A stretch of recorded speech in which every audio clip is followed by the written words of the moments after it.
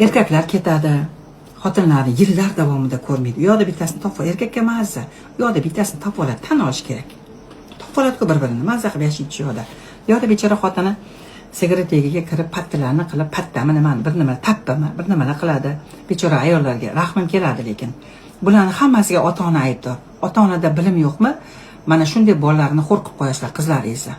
Главное qolib ketish kerak emas. Как будто qolib ketsa, u mana shu 20 yoshli erga tegmasa, bo'ldi, qolib ketadi. Nimaga shoshilasizlar? 30 ga borsin mayli.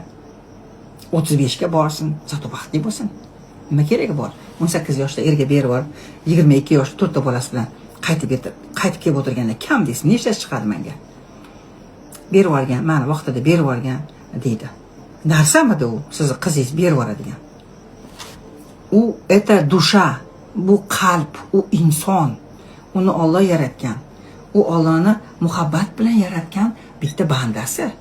U men tuqqanman, xohlasam beraman, agar shunga tegmasang oq qilaman deydi. Haqqingiz yo'q. Nima bo'lib tuqqan bo'lsangiz? Просто sizni matkangizdan Alloh taolo foydalandi. Sababi o'zi tug'anmaydi-ku. Shuning uchun sizni matkangizdan foydalandi. U degani bu seni shaxsiy qizing, bu seni shaxsiy bolang yoki bu seni shaxsiy kelining degani emas, qo'y baraka topkirlar. Hech kimda haqqi yo'q. Hammamiz Allohnikimiz. Tug'ib berdikmi, qo'yib yuborishimiz kerak. Bolani ham, kelinni ham, qizni ham. U degani qo'yib yuborish kerak deganda, qizni ko'chaga chiqib likillatib, mas tarbiya berish kerak, necha yoshda bo'lsa ham.